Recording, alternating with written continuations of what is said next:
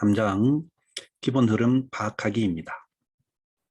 이 장에서는 선형분류 모델을 통해서 선형분류 과정이 어떻게 되는지 살펴보고 그걸 통해서 기본적으로 코딩을 어떻게 하는지 감을 잡는 과정입니다. 3.6절에서는 선형회기를 최적화하는 과정을 조금 더 심도 깊게 설명드리도록 하겠습니다.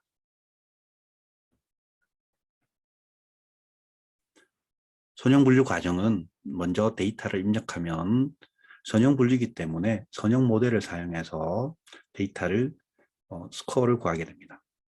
구해진 스코어를 가지고 크로스 엔트로피 로스를 과정을 통해서 손실을 계산하게 되고 그것을 최적화를 경사강법으로 해서 모델을 학습시킵니다. 그리고 학습된 모델이 나오면 최종적으로 예측을 하는 것이 선형분류 과정이 되겠습니다.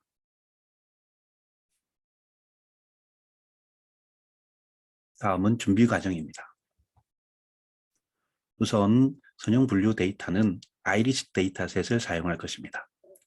이 데이터는 저형 데이터로 쉽게 표현하면 엑셀 구조로 되어 있죠. 엑셀처럼 입력되어 있는 데이터이고요. 레이블 종류는 3가지입니다. 0번, 1번, 2번. 그리고 이것의 문제는 회귀가 아닌 분류 문제이고요. 클래스는 레이블의 종류대로 3클래스입니다. 독립 변수는 x1, x2, x3, x4이고요. 그에 따른 종속 변수가 y입니다. 즉 x1부터 x4가 입력 변수이고 y가 출력 변수가 되겠습니다. 기본적인 라이브러리는 numpy를 불러오고 numpy는 가장 기본이기 때문에 설명은 생략하고요. 그 다음에 이제 아이리시 데이터를 따로 이렇게 다운받는 것이 아니고 sklearn에 저장되어 있는 데이터셋에 있는 걸 불러올 겁니다. 그것을 불러올 때 이렇게 import load iris라고 하면 됩니다. 그리고 iris 불러올 때 return xy라는 옵션이 있는데 이걸 true로 하면 x, 즉 입력 데이터와 y를 분리해서 x의 입력 데이터, y의 출력 데이터가 불러옵니다. 그리고 그것들의 쉐입을 확인하기 위해서 점 쉐입을 해보면 데이터의 크기, 즉 쉐입을 확인해 보실 수 있습니다. 그리고 numpy에서 데이터를 분석할 때 평균, 표준 편차가 최대값, 최소값을 이런 식으로 확인해 보실 수가 있고요. x가 0이면 가로줄이고 1이면 세로줄입니다. 판다스에서도 기본적인 numpy를 우리가 판다스로 바꿀 수가 있습니다. 이렇게 데이터 프레임에서 numpy를 입력하면 판다스 데이터 형태로 바뀌게 되고요. 그때 describe 해보시면 기본적인 통계치가 나오게 됩니다.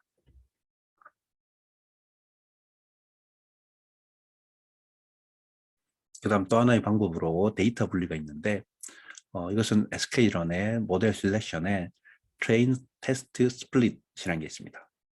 이것은 기존의 데이터를, 즉 XY 데이터를 적당한 크기로, 이 같은 경우 테스트 사이즈 0.3이라는 것은 트레인이 70%, 테스트가 30%로 데이터를 분리해줍니다. 이때 랜덤 스테이트는 말 그대로 나눠주는 랜덤 시드 값이고요. 스트레치파이라는 것은 기준치를 주는 겁니다. 데이터에 분리할 때 어느 것을 기준으로 분리하느냐라고 했을 때 y 값으로, 즉 레이블의 비율이 똑같게 만듭니다. 이렇게 해서 트레인 데이터, 테스트 데이터, 그리고 레이블에 해당되는 트레인 y, 테스트 y 이렇게 분리해 주게 됩니다.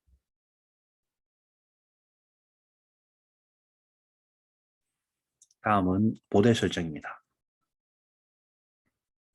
기본적으로 이 모델은 선형 모델입니다. 입력이 4개의 값이죠. x1, x2, x3, x4. 그리고 출력이 0, 1, 2 셋 중에 어느 것이냐를 구분하는 겁니다. 분류 문제죠. 그래서 이것의 웨이트는 이렇게 가중치가 4, 가로가 3개, 세로가 4개인 3x4의 행렬이 되고요. 이때 편향도 출력값 크기가 똑같은 3개의 가중치를 갖는 벡터가 됩니다. 그래서 기본적으로 입력값과 출력값이 정해져 있고 선형 모델이기 때문에 이러한 도식이 바로 성립됩니다. 지 같은 경우는 가중치가 여기에 12개, 그리고 여기에 3개 해서 총 15개의 가중치가 설정됩니다.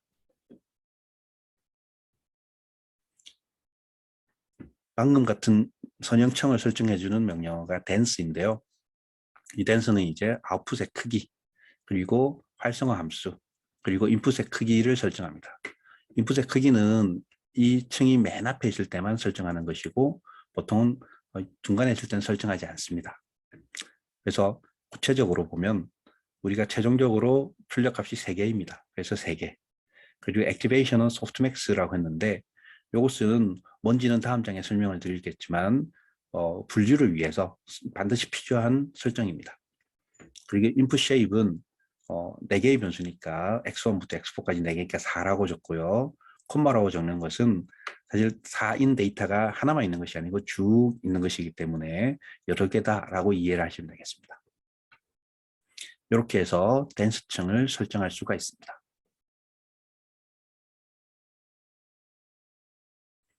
그래서 전체적인 모델을 설정하면 우선 케라스에 모델스가 있고 레이어즈가 있습니다.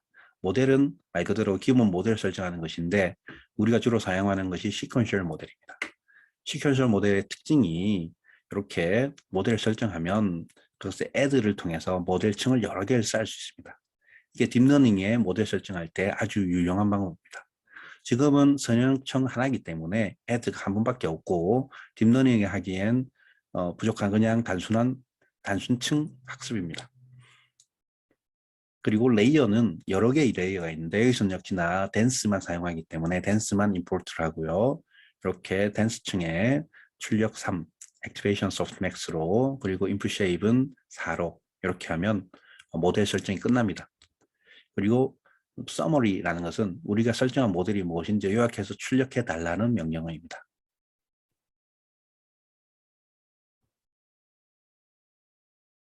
다음은 손실 계산입니다. 손실 계산을 위해서 우리가 지금 하는 것이 분류기 때문에 분류는 출력 자체가 벡터입니다. 벡터인데 만약에 10개의 범주가 있고 즉 10개의 클래스가 있을 때 이것을 분리하는 서로 독립되게 표현하는 가장 좋은 방법이 이렇게 원합 벡터로 표현하는 것입니다. 좀 더 자세한 것은 선형대수를 공부하신 분은 쉽게 이해하실 수가 있는데 여기 1이고 아니고의 값이 여기의 값에 영향을 주지 않습니다. 마찬가지로 그 다음도 마찬가지고요. 이렇게 해서 이것은 0에만 영향을 주는 요소인 것이고 여기 두 번째 칸은 1에만, 세 번째 칸은 2에만 영향을 줍니다. 그래서 이렇게 0부터 9까지를 표현할 때 네이블이 이러면 이것을 실제로 우리가 원합 벡터로 바꿔줘야지 계산해서 오류가 안 생깁니다. 그리고 코드에서 손실함수를 설정할 때 이진분류라는 것은 0 또는 1을 의미하죠. O냐 X냐 라는 걸 얘기할 때 이럴 때 레이블 차원은 당연히 1차원이 되고요. 다중분류인 경우 즉 n차원, n개를 분류할 때는 원합 벡터로 나타낼 때 n차원 그리고 이것은 숫자로도 나타낼 수 있습니다. 그럴 때와 원합 벡터로 나타낼 때는 이렇게 손실함수가 달라집니다. 그래서 정리하면 이진분류일 때는 액티베이션은 시그모이드로 시그모이드는 0 아니면 1이라는 S자 모양의 곡선이었죠. 0 아니면 1을 분류하는 거고 그때 손실함수는 바이너리 크로스 엔트로피로 정의합니다. 다중분류이면서 우리가 레이블이 원합 벡터로 되어 있을 때는 액티베이션 소프트맥스고 손실함수는 카테고리컬 크로스 엔트로피를 사용합니다. 같은 다중분류이고 다만 이제 레이블 형태가 원합 벡터가 아니고 숫자 형태로 되어 있을 때는 똑같이 소프트맥스를 액티베이션 사용하고 로스 함수에 앞에 스파스를 붙여줍니다. 그래서 스파스 카테고리컬 크로스 엔트로피 로스 함수를 사용합니다.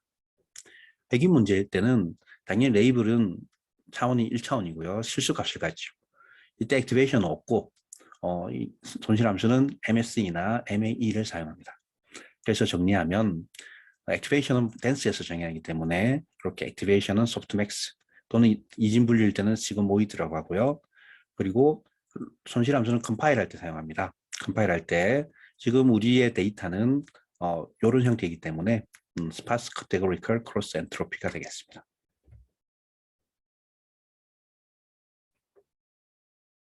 다음은 최적화 과정입니다. 최적화 과정은 이제 컴파일을 정의하는 겁니다. 컴파일에서는 필수적으로 손실함수와 옵티마이저를 뭘 쓸 건지, 그리고 매트릭스를 뭘로 설정할지 정합니다. 손실함수는 말 그대로 우리가 이 차이를 측정할 함수인데, 여기서는 스파스 카테고리컬 크로스 엔트로피로 설정하면 되고요. 옵티마이저는 가장 기본적인 경상항법, 그래서 SGD로 설정하면 됩니다. 매트릭스는 우리가 어떤 값을 출력해서 볼 것이냐인데, 보통 이제 정확도 ACC, accuracy를 줄여서 ACC를 많이 출력합니다. 그럼 실제 학습을 하는데, 학습을 진행할 때는 인풋 값, 즉 X값, 아웃풋 Y값, 그리고 학습을 몇 회 진행할지, 에포크, 한 번 학습할 때 데이터 사이즈를 몇 개로 잘라서 할지를 정하는 배치 사이즈, 그리고 검증용 데이터가 있으면 검증용 데이터를 불러와서 사용하고요. 그리고 또는 학습 데이터를 잘라서 밸리데이션 스플릿해서 학습을 시킬 수도 있습니다.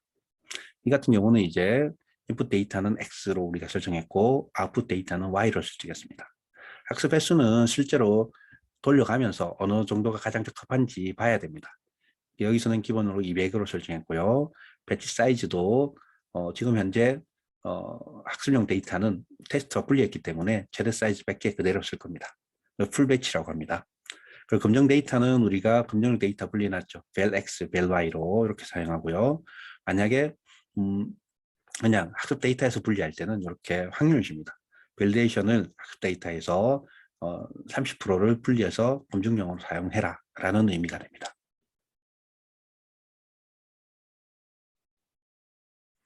그래서 실제로 학습 설정을 해보면 컴파일에서는 손실함수 스파스 카테고리컬 크로스 엔트로피를 설정하고 옵티마이저로 SGD 그리고 매트릭스로 ACC를 설정합니다. 그런 다음 실제 학습은 트레인 X, 트레인 Y로 하고 이때 에포크는 200회로 합니다. 그 외의 설정은 안 해도 학습은 잘 진행이 됩니다. 그리고 나중에 학습 상황을 살펴보기 위해서 이 학습 결과를 히스트라는 변수에 저장하도록 합니다.